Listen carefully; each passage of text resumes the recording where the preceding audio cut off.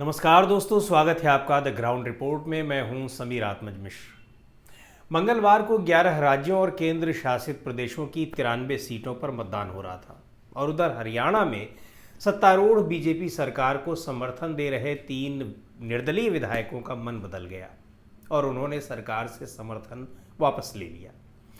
Charkhi Dadri seat से विधायक सोमवीर सांगवान, नीलखेड़ी से विधायक धर्मपाल गोंदर और कुंडली से विधायक रणधीर गोलन ने नायब सिंह सैनी के नेतृत्व वाली बीजेपी सरकार से समर्थन वापस लेने का ऐलान कर दिया।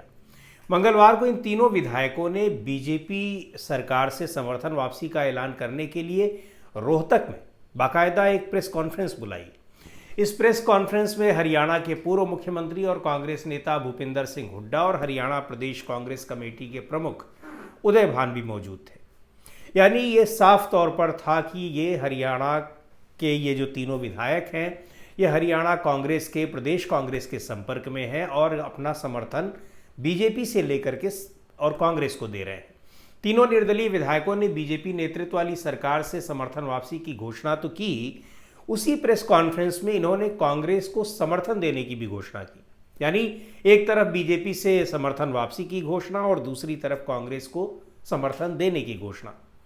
विधायकों का कहना था कि लोकसभा और विधानसभा चुनाव हम कांग्रेस का साथ देंगे और उम्मीद करते हैं कि प्रदेश में एक बार फिर हुड्डा के नेतृत्व में कांग्रेस सरकार बनाएगी।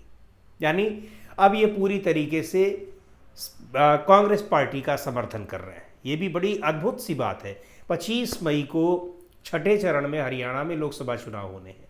उसके पहले से ही कांग्रेस के बीजेपी के कई नेता कांग्रेस में शामिल हो चुके हैं। 2 सांसद भी मौजूदा सांसद भी शामिल हो चुके हैं।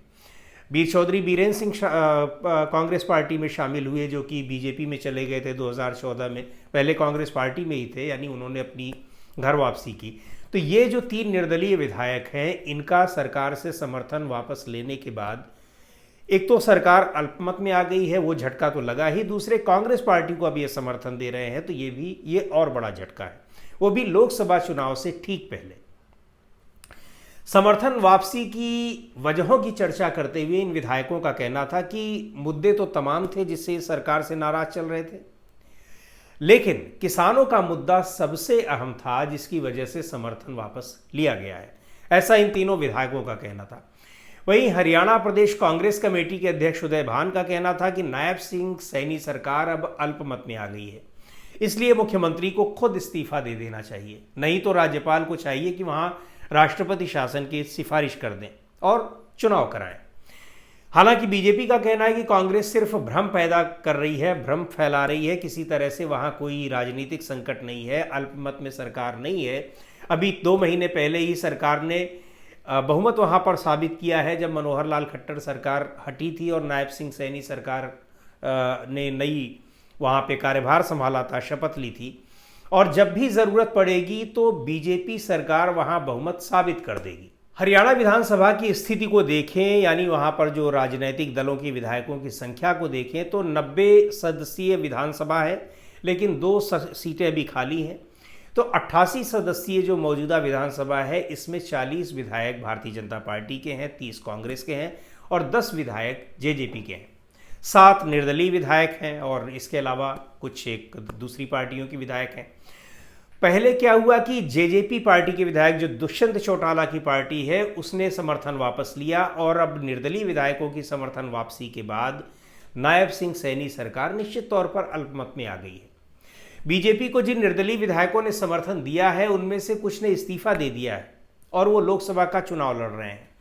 ऐसे में जाहिर सी बात है कि उनके पास विधायकों की संख्या उतनी नहीं है। जो 45 विधायक चाहिए बहुमत के लिए, तो सिर्फ अभी उनके पास 43 विधायकों का समर्थन है और 43 विधायकों के होते हुए सरकार अल्पमत में है। हरियाणा में इसी साल मार्च में मनोहर लाल खट्टर के इस्तीफे के बाद कुरुक्षेत्र से बीजेपी सांसद नायब सिंह सैनी को मुख्यमंत्री पद की शपथ दिलाई गई थी। सैनी को पिछले साल ही पार्टी का प्रदेश अध्यक्ष बनाया गया था और फिर मुख्यमंत्री बना दिया गया।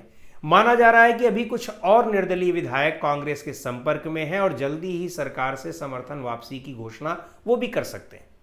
इन विधायकों ने भले ही ये कहकर समर्थन वापस लिया है कि उन्हें बीजेपी सरकार की नीतियां पसंद नहीं है, लेकिन सच्चाई यह है कि इनमें से कुछ को मंत्री पद का आश्वासन दिया गया था, लेकिन अब तक मंत्री नहीं बनाया गया। दरअसल जब जेजेपी के समर्थन से पहले सरकार चल रही थी, कुछ निर्दलीय विधायकों ने समर्थन भी बीजेपी सरकार को दिया था, तब तो निर्दलीय विधायकों के समर्थन की उतनी ज़रूरत नहीं थी। लेकिन जेजेपी के 10 विधायक थे और जब जेजेपी ने समर्थन वापस ले लिया तो केवल उनके पास 40 विधायक रह गए और निर्दलीय विधायकों के समर्थन से ही वो सरकार चल रही थी। अब जब निर्दलीय विधायकों ने भी समर्थन वापस ले लिया है और कुछ अभी लाइन में लगे हुए हैं, तो हरियाणा सरकार संकट में है, अल्पमत में है और अभी उसको दूसरे विधायकों का इंतजाम करना बड़ा मुश्किल हो जाएगा। तो निर्दलीय विधायकों के सहारे जो ये सरकार चल रही थी बीजेपी की, जाहिर सी बात है कि उसकी मुश्किलें अब बढ़ गई हैं। बीजेपी से नाराज चल रहे 3 निर्दलीय विधायकों के कांग्रेस को समर्थन देने से बीजेपी की प्रदेश सरकार अल्पमत में आ गई है, इसमें कोई संदेह नहीं है, क्योंकि सरकार के पास अपने 40 विधायकों के अलावा केवल 3 निर्दलीय विधायकों का ही समर्थन रह गया है। बहुमत के लिए उसको 45 की ज़रूरत है, वो भी 88 सदस्यीय विधानसभा में। 90 सदस्यीय विधानसभा होती तब उसको 46 विधायकों की ज़रूरत थी।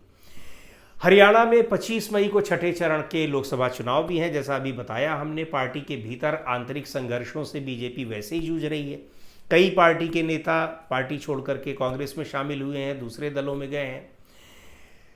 बीजेपी के लिए लोकसभा चुनाव पहले ही मुश्किल हो रहे थे इन सारी परिस्थितियों की वजह से। अब राज्य सरकार भी संकट में आ गई है, जिसका प्रभाव निश्चित तौर पर लोकसभा चुनाव में भी पड़ना ही है।